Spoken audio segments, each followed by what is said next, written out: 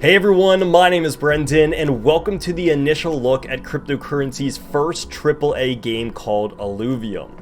So today what we're going to do is a bit of a playthrough. I'm going to explain exactly what this game is, how you can play it, how you can capitalize on it, and really just show it off. Because for the first time, we are going to have a look at the early access stage of this game. So let me just precursor it by saying this is the early access. This game is still hovering around in its alpha and beta, and luckily enough, I was able to get one of the codes so that I could have early access and show this off and what the future of crypto gaming could be. So let's go ahead and set things straight. There are two sides to this game right now. We have the Illuvium Arena, and then we have the Illuvium Overworld. In today's video, we're going to be taking a look at the Illuvium Overworld, and in the next video, we're going to be taking a look at the Illuvium Arena.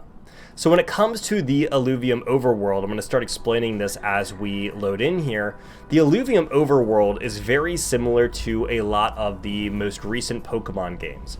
If anyone has ever played a Pokemon game, it's similar in nature that we have this very large open world that we can roam around and hunt these things called Illuvitars or Illuvials. So it's very similar in nature to that. So what I'm going to have to do first of all is actually go ahead and turn down my graphics settings just a little bit because they are quite high. As you can see, the world itself is absolutely beautiful, but if I don't turn down my graphics settings, then the stream just simply wouldn't look good. So as we run around this, we can do all sorts of things. We have a little weapon that we can use to fight and use it in combat and for a lot of other purposes as well. We have a little jetpack, we can sprint, we can run, we can jump extra high, and we have this really large open world that we can go around and pretty much, again, find these new things, evolve them to different levels, get better versions of themselves, battle our friends, battle the different kinds of computer bosses and enemies that are around here, and then just continue to get resources as well. Because just like in Pokemon, there is a lot of resources that you can gather to make you different supplies or even help you capture stuff. And so with all of that, it's a very, very similar purpose. Now the battle side is very different. So when it comes to the battle side, what we're able to compare it to is less so of a Pokemon battle and a lot more of Autochess. So if anyone has ever played Autochess, like maybe TFT or Autochess in Dota or another version of that, the combat is very, very similar to that, and we'll probably be able to show it off in this video, and if not in this video, most certainly in the next video.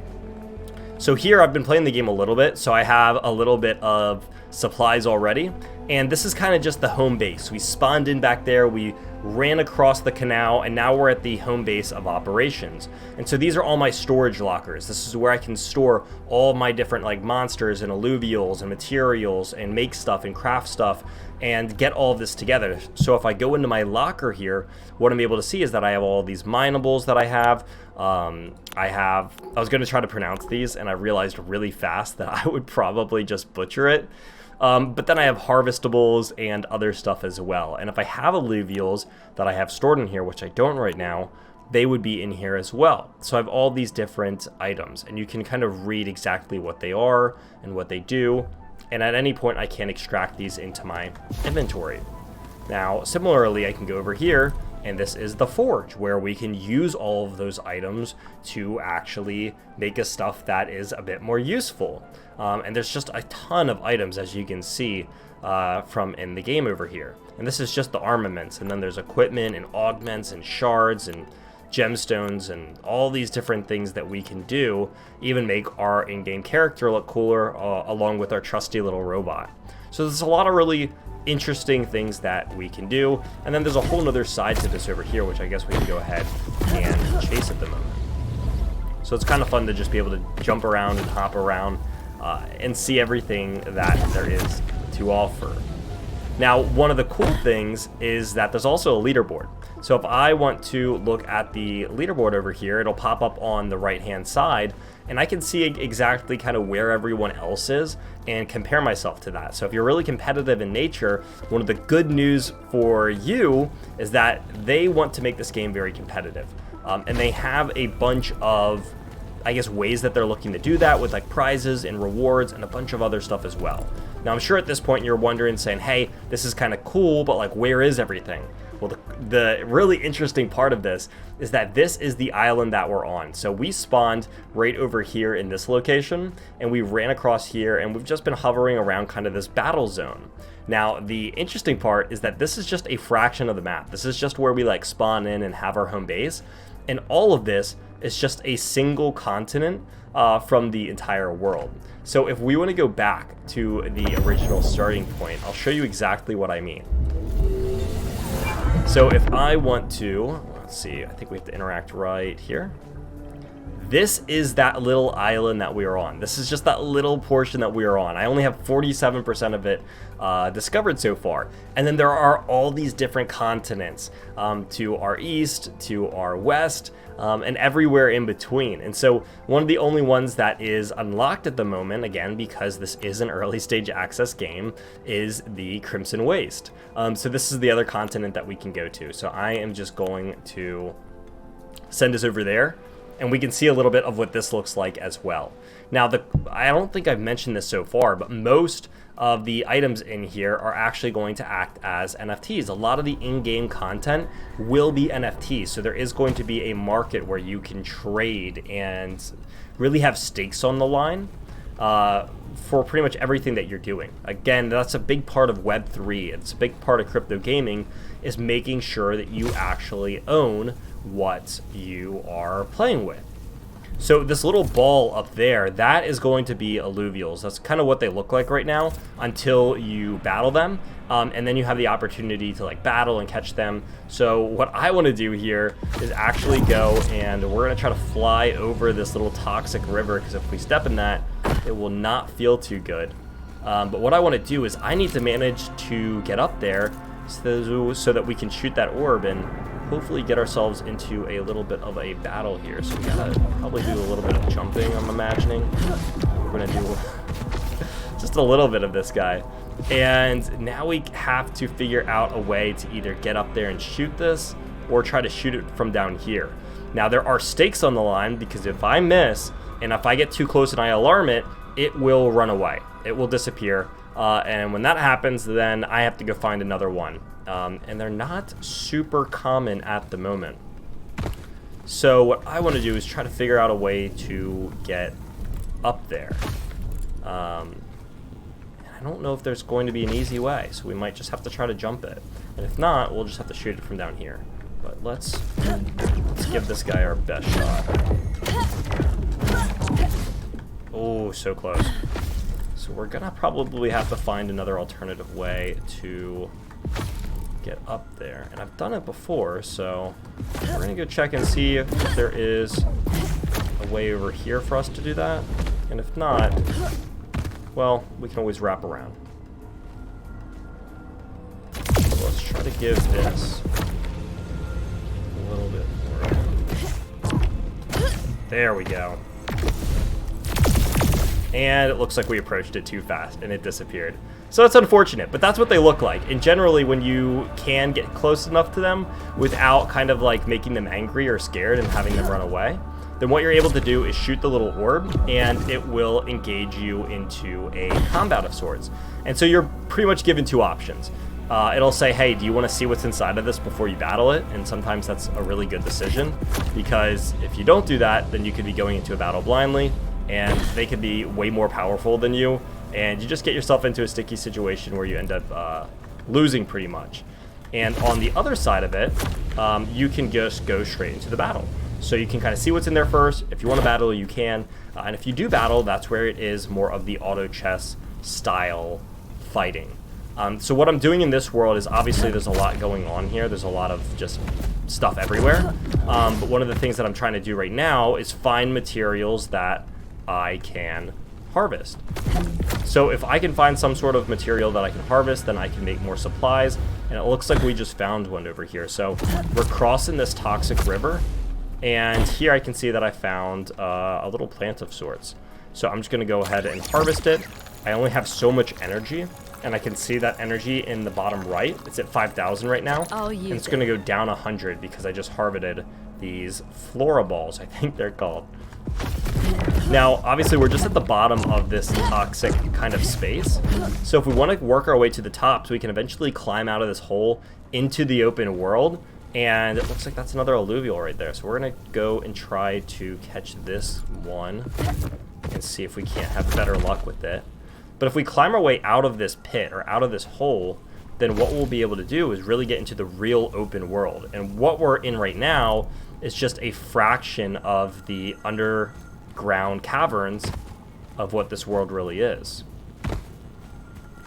So what we need to do now is go find, I believe, our little... Okay, so there's a couple of them. So there's another alluvial over here, and there's one over there. We're going to try to get our way over to this one without scaring it off this time. So I think we're going to have to try to shoot it. And I think we got it.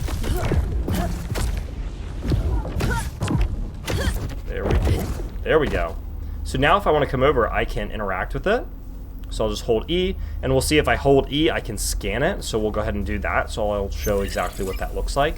It takes a moment to scan, but as this does scan, we can see, okay, there's a couple of people in here. Do I want to fight? Do I think that I can even beat these people? So we're just going to do it for the sake of fun. And if we lose, we lose, but at least everyone gets to see a little bit more of what the combat looks like. So when we're talking about crypto gaming and how it's evolving, this is really cool, right? Because this looks like a legit video game. It doesn't look like it is the super cheap kind of stuff that we've seen previously. I don't want to throw a bat at a lot of things, but I think up until this point, the most complicated thing that we saw was like Axie Infinity, and it's been years since that came out. So when we're looking at the next stage of gaming in crypto, this is kind of what we're looking at. So when it comes to Autochess, this is what I mean. Each one of these units on the field has a unique ability, just like they do in a chess game. Now, one of the cool things is that there is that aspect of Pokemon where they have like abilities, and we can evolve them and make them stronger. And there's a bunch of ways to do that and upgrade them. But what I have is I have all these units. So some of these are ranged, some of these are melee, so they like fight up close, other of them fight from afar. And so I can arrange them in any order that I want. Now, one of the cool features is that they have different marks. So there's all these different types, again, kind of like Pokemon. And when you have more of a single type, then you get upgrades. So by having 3 water types, my units get 3 energy or 3 mana regen, which means that they get to use their abilities faster because they're regaining charge.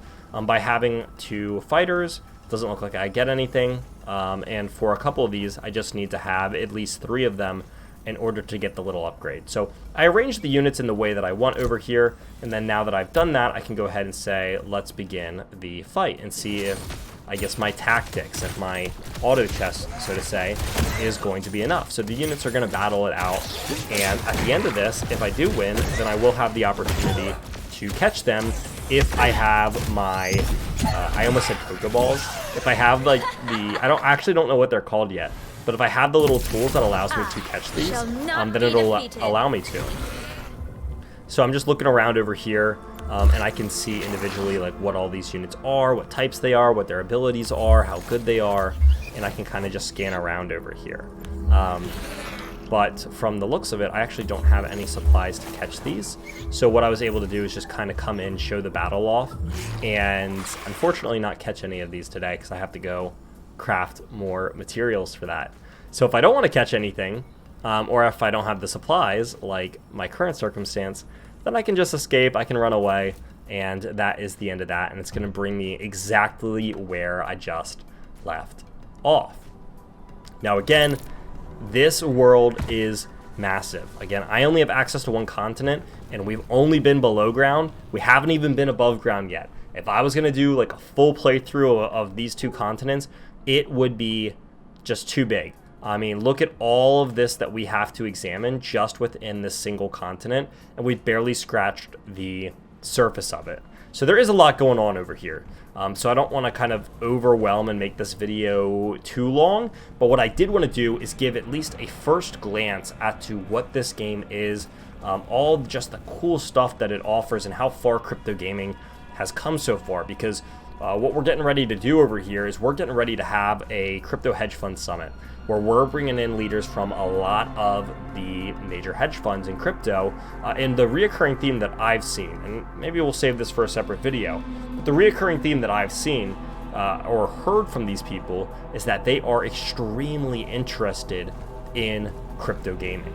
And I've been kind of pushing them on that as to why. So if you want to stick around and hear those responses, definitely attend the Crypto Hedge Fund Summit. Hopefully we'll be able to put a link in the description down below or something like that. But there's a lot happening in this space, and we've come a long way in the last couple of years. So again, for a game that is in its early stage, pre-release, limited access, this thing looks incredible so far. So I hope all of you are as excited as I am, because there is just so much more cool stuff to come. But in part 2, we're going to be taking a look at the second half of this game. The arena, the competitive aspects, the rewards, all of that stuff, much more battle-centric. So a lot more of that Autochess style fighting as opposed to this open world Pokemon styled gameplay. So if that sounds interesting, make sure you stick around for the entire length of our part 2. It'll be coming out in just a couple of days here. But if you're new to the channel, welcome. My name is Brendan. It's been great to have you on this one so far, and I look forward to having everyone in another video on Friday.